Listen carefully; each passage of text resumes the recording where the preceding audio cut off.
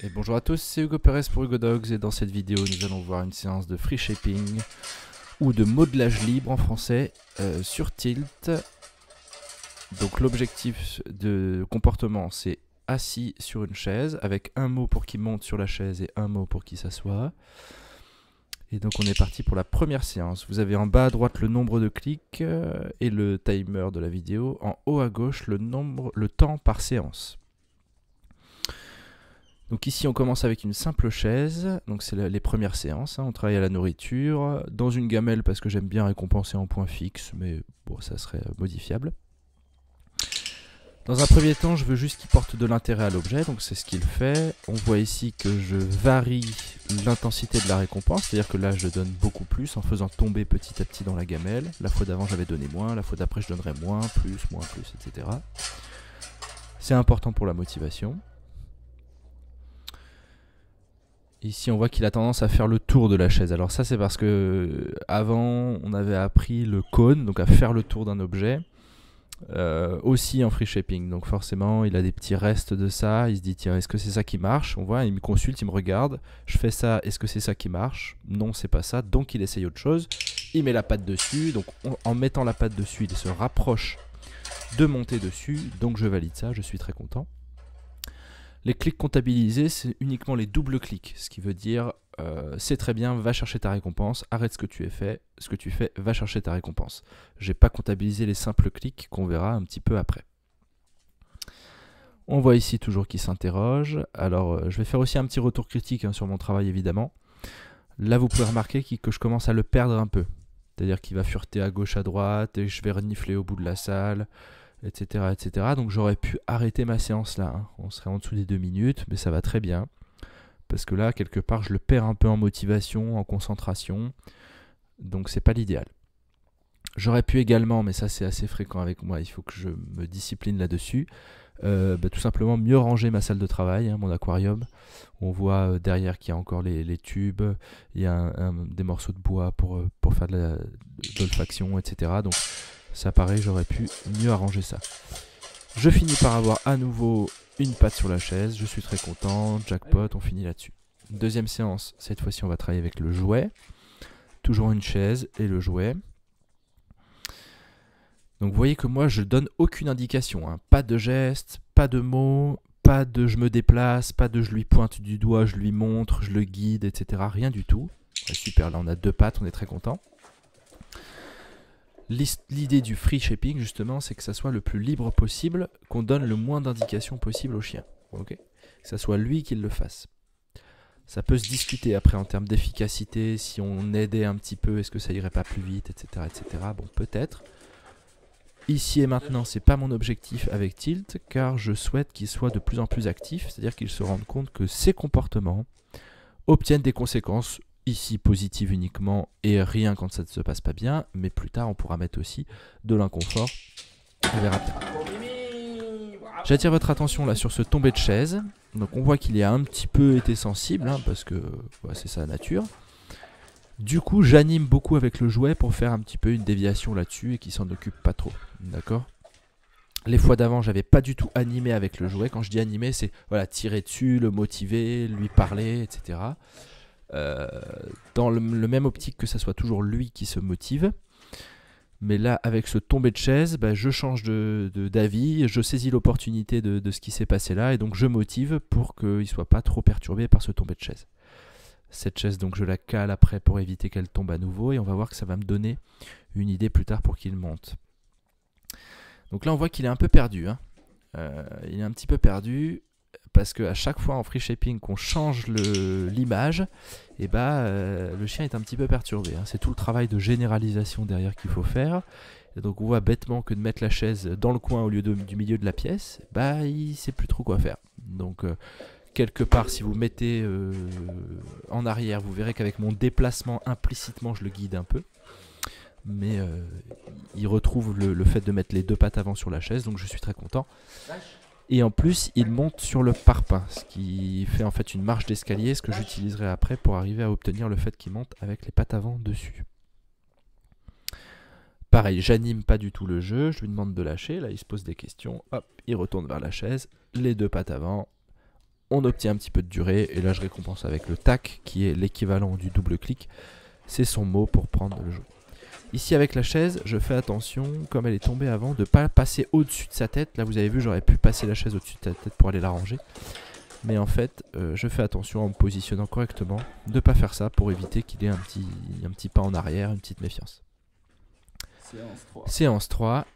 On est à peu près au 10e clic. Et là, voilà, je positionne 2 paniers surélevés et un banc. Parce que je veux absolument obtenir le fait qu'il monte dessus avec ses 4 pattes.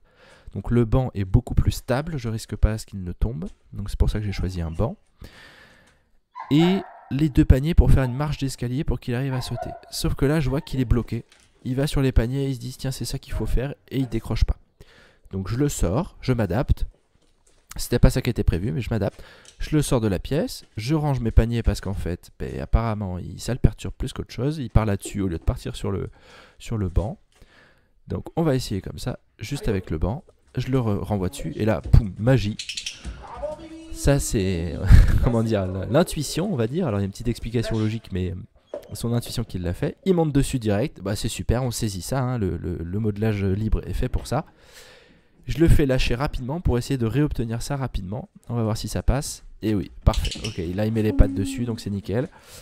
Alors 2 raisons. La première c'est plus stable et il a plus de place pour mettre ses pattes. Et l'autre c'est, il a l'habitude, des fois quand on est dehors dans le jardin et tout ça, je m'assois sur un banc, je le fais monter avec moi pour faire des caresses. Donc peut-être que ça lui rappelle ça aussi. Enfin là, ça a l'air d'être assez fluide. Donc je suis très content de ça. Et on met un petit peu plus de durée. Et voilà, là c'est la première utilisation du mot. Ok, on est au 13e clic, à peu près voilà, 6 minutes 45 de travail. Première utilisation du mot. Pourquoi? Parce que là je suis sûr que quand il va s'y diriger, il va monter dessus. Donc là, il s'y dirige, je mets le mot, il y va, et ensuite je le libère avec le double clic et il est récompensé. Très important de mettre le mot uniquement quand on est sûr que le chien va faire ce qu'on le veut. Hein. Si je mets le mot et qu'il me regarde avec des gros yeux, je galvaude l'utilisation de mon mot. Ici, j'essaie de finir sur un petit peu de frustration. Je vois qu'il la laisse diriger vers et je le prends au collier, je le sors de la salle gentiment. Pour essayer de créer un petit peu de frustration. Et que la fois d'après qu'il retrouve ce banc, il ait encore plus envie d'y aller parce que je l'ai empêché d'y aller la fois d'avant. Okay, bon, je ne suis pas sûr si ça change grand chose, mais ça peut être une technique à utiliser de temps en temps. Ici, on va voir la différence entre simple clic et double clic pour obtenir de la stabilité et de la durée dans l'ordre. Donc là, on voit qu'il monte très bien dessus, il commence à comprendre ça. Simple clic, il doit continuer d'être dessus. Je viens, je lui donne la récompense. Là, c'est de la nourriture en l'occurrence. Ici, on voit qu'il se trompe. Il se corrige, c'est super. Donc je dis non. Non, c'est pas une punition positive. Mon non, c'est simplement une t'es pas récompensé. Donc c'est punition négative en langage technique, mais peu importe. C'est tu n'es pas récompensé, donc essaye de trouver une autre solution pour avoir ta récompense. Il se remet au-dessus, je charge ma gamelle, je le libère sur la gamelle, tout va bien. Donc ça, il est dessus, simple clic, je viens, je lui apporte la récompense, il doit rester sur le banc. Je peux m'écarter, il est censé rester sur le banc. Et au double clic, et il peut se sauter du banc et partir. Je mets aussi le mot, là en ce moment, on a entendu juste la répétition d'avant, je mets aussi le mot monte. Super, on voit le double clic, il vient, il prend sa récompense, c'est parfait. Je mets le mot monte. Là j'ai double clic tout de suite, on voit un petit peu d'hésitation. Alors ça c'est parce que la motivation à la nourriture sur ce chien n'est pas extrêmement élevée. Là le mot est super, est parfait. Mais pareil, un petit peu de galère au double clic. Parce que voilà, la motivation à la nourriture elle n'est pas énorme. Hein. On voit, il est content de sa nourriture, mais il n'est pas non plus hyper motivé. Donc cette distinction est un petit peu difficile à faire. On voit que c'est pas très très clair. Voilà, là encore, hein, on voit que c'est pas super fluide, c'est pas limpide. Cette distinction, elle est pas excellente. Là, on voit encore multi-récompense pour varier l'intensité de la récompense. Là, il me regarde, je mets le mot, il y va. Je suis très très content de cette répétition. C'est-à-dire que le mot commence à faire anticiper le comportement. Donc pareil, jackpot au sol. Il mange là-dessus, on devrait finir là-dessus. Voilà. Donc séance 4, 2 minutes 26. On voit que c'est à peu près la moyenne des séances de travail. Ici, 5e séance. Pareil, nourriture, on est sur le banc. Et on commence à mettre le assis. Donc comme le mot assis, l'ordre assis, il le connaît d'ailleurs, parce que je l'ai travaillé avant, et j'ai travaillé un petit peu dans différents contextes, sur le sol, dos à moi, sur un panier, j'ai travaillé un petit peu dans différentes choses, donc il sait s'asseoir à peu près n'importe où, ça dépend évidemment toujours, mais voilà. Donc je commence à mettre et le monte et le assis. On voit que je peux décomposer, hein. Je peux faire monte, un clic je récompense, je charge ma gamelle, je dis mon assis, il s'assoit, un clic je récompense, un clic je récompense. Donc pour bien distinguer, que ça soit bien clair à chaque fois, hein. Je peux récompenser les étapes et pourtant il doit rester dans son ordre. Le double clic l'a bien libéré là, donc je suis content de ça. Et là je sors le banc avant de finir, ah non je le change de place pardon. Là c'est pareil, hein. À chaque fois qu'on change l'image, ça peut changer un petit peu la donne. Et là je vois qu'il s'adapte très bien, sauf le assis qui est un peu mollasson pour le moment. Je pense qu'il l'a pas spécialement entendu, je le répète, bon. Voilà, ça c'est très bien. Un démarrage un petit peu mollasson encore sur ce double clic, hein. On voit que la nourriture c'est quand même pas son truc. Donc je me demande si je ferais pas des exercices focalisés sur la motivation à la nourriture là, parce que il n'est pas bien motivé, mais bon, il le prend quand même avec plaisir, hein, ça... C'est quand même intéressant de travailler avec. Et là pareil, je vois que je commence à le perdre un peu. Alors soit c'est le changement d'image qui le perturbe un peu, soit c'est ma position par rapport au banc qui est un peu moins naturelle, ou c'est juste qu'il en a peut-être un peu marre, hein. La séance n'est pas si longue, mais il en a un petit peu marre, ou c'est le changement de position qui le perturbe. Bon. Je vois, je m'adapte et je finis la séance là-dessus. Là, on commence à complexifier. Donc, au lieu de l'emmener directement sur le... qu'il anticipe et que je mette le mot, je vais commencer à le mettre entre mes jambes avec l'ordre milieu qu'il connaît bien. Et l'envoyer avec un monte, il va dessus, assis, il s'assoit et je récompense ça. Bravo, ça c'est beau. Là, j'ai été crevard, j'ai rien donné. Milieu. Ah ouais, ça c'est vraiment crevard, c'est pas cool. C'est une erreur. Monte. Vous voyez encore une fois, hein, l'avantage de ce modelage libre. Bon là on voit mes fesses, hein, je suis désolé, mais... Et voilà, et là on enchaîne. Milieu, monte, assis, milieu, assis. Je m'écarte. Milieu. Il se trompe. Et en fait là je suis trop difficile, hein. Ça c'est beau. Monte. Ouais mais c'est super quand même, il le fait très bien. Je suis un petit peu difficile pour lui là, j'aurais dû redécomposer encore un peu.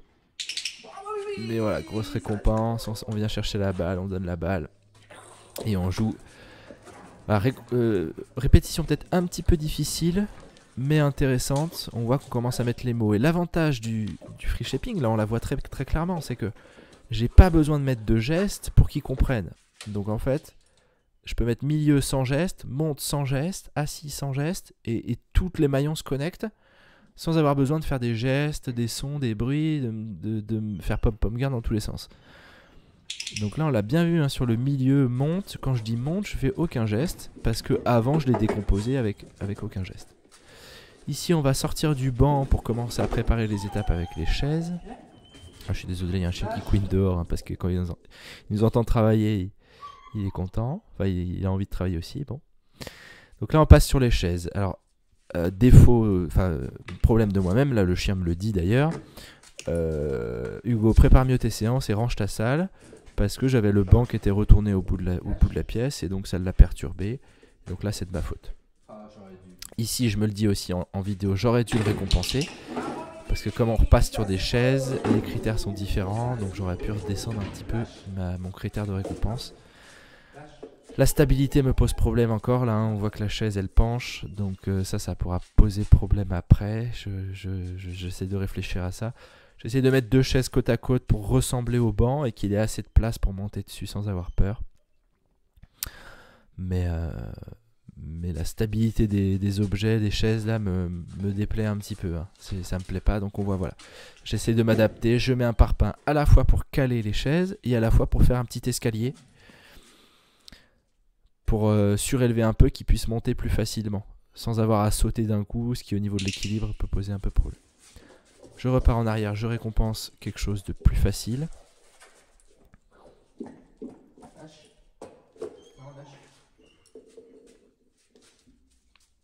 On voit qu'il essaye de se mettre en milieu par rapport aux séances précédentes, de se mettre entre mes jambes.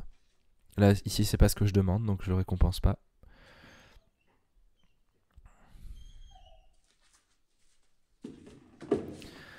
Donc là, on est limite. Le free shaping, le côté free est un peu limite, parce que le fait que je me place là-bas, évidemment, ça l'incite à venir se rapprocher des chaises, à monter sur les chaises. Ça reste une aide qui est très faible, donc pour moi, c'est ok, évidemment.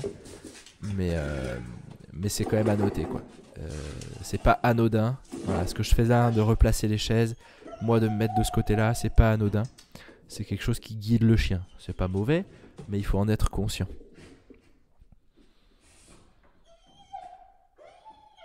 Allez, on voit que cette histoire de stabilité de chaise, en fait, me pose problème. Hein. Là, on voit que c'est un peu mollasson, c'est un peu lent. Il sait pas trop ce qu'on lui demande. Il est un petit peu sensible par rapport à cette chaise qui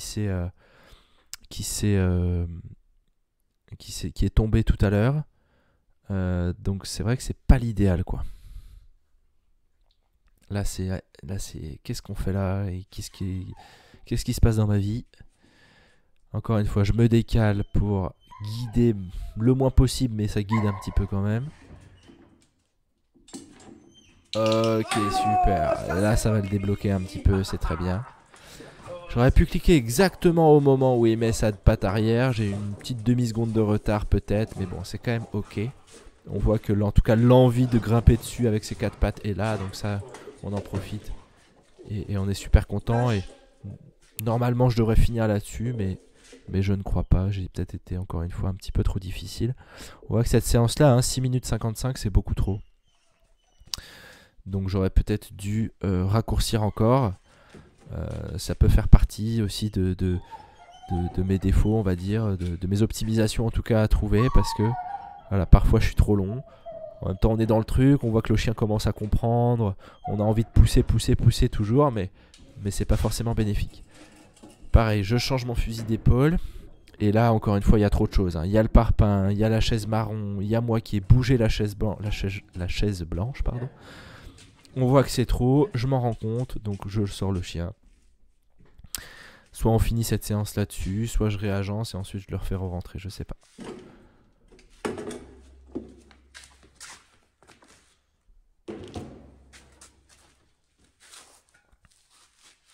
Il faut vraiment clarifier les situations au début, hein, c'est très important. La moindre confusion va apporter de la lenteur et baisser en clarté, quoi. Donc là je tiens la chaise pour avoir de la stabilité et en même temps ça le guide un peu évidemment parce que je suis juste derrière la chaise. Mais j'ai pas du tout envie que la chaise tombe à nouveau. Donc voilà, là on voit qu'il essaye, voilà super, je récompense ça même si j'ai pas les 4 pattes, hein, l'envie d'avoir ça m'aide. Je réessaye à nouveau de faire ce petit escalier pour lui faciliter la montée.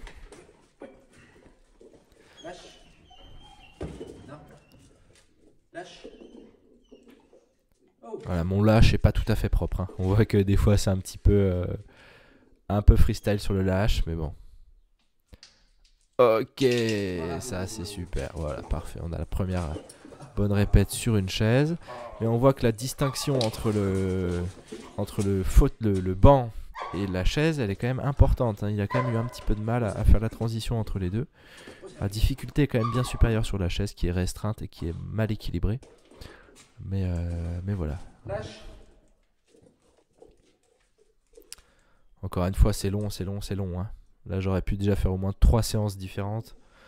Et en fait, c'en est qu'une. Donc, c'est beaucoup trop long.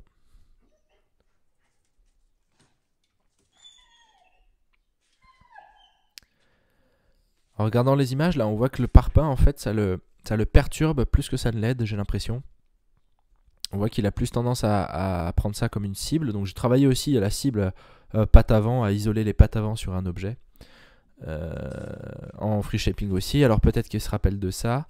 Mais en tout cas, on voit là que le parpaing, moi je pensais que ça pouvait l'aider à faire une petite marche. Et bien finalement, on se rend compte que ça Ça le dessert plus que ça. Allez. Je vois qu'il n'y arrive pas, je le ressors.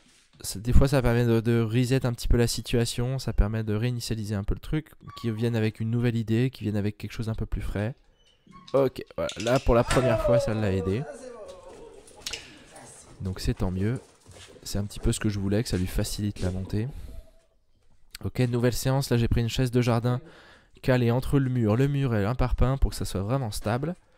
La chaise de jardin est aussi peut-être un petit peu plus large. Et on repart pour juste monter dessus. Vous voyez ici, hein, j'ai pas précisé, mais tant que je n'avais pas une montée propre, et c'est important de le noter, je n'ai pas remis le mot monte. D'accord? Tant que je vois qu'il est hésitant, qu'il sait pas trop, qu'il met que les pattes avant, etc.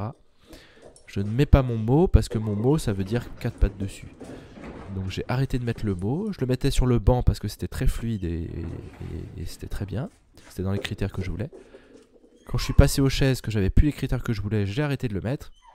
Et là, quand je vais à nouveau avoir les bons critères, je vais le mettre.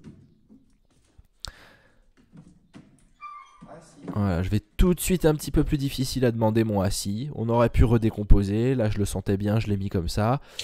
Toujours pareil, hein, le shaping encore plus en libre. C'est toujours une histoire de critères. Quand est-ce qu'on récompense? Quand est-ce qu'on en attend un peu plus? Quand est-ce qu'on va perdre un peu sa motivation si on attend? Ou au contraire, on va obtenir ce qu'on veut? Bon. Là, je demande quelque chose de difficile, mais je suis très content de ce que j'ai. Donc c'est un des objectifs que je voulais aussi, hein, d'arriver à ce qu'il soit entre mes jambes, dos à la chaise, faire un monte, qu'il y aille et récompenser derrière. Donc ça serait quelque chose de très très difficile, enfin assez lent à faire si on devait le monter avec du leurre, avec des aides, avec tout ça.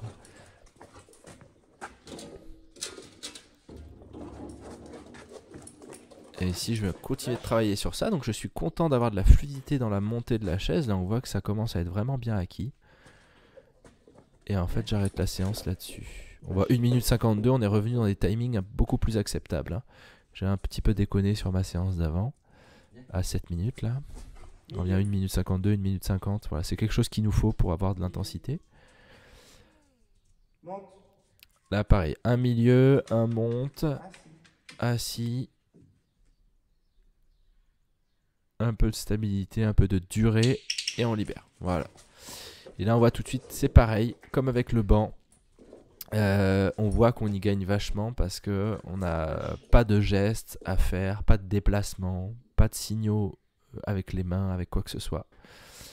Donc on voit qu'il comprend beaucoup plus rapidement le mot, hein. Voilà. Même si c'est moins rapide d'avoir le comportement, c'est plus rapide d'avoir le mot. Donc après c'est à chacun de voir.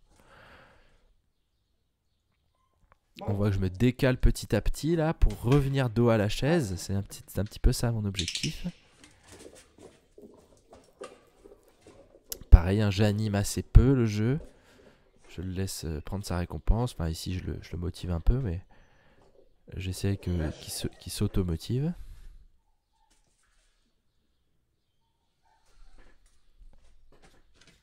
Milieu. Et là, petit à petit, donc je me mets dos à la chaise. Non. Voilà, on voit qu'il c'est un loupé. Bah oui, ça arrive, hein, c'est pas grave.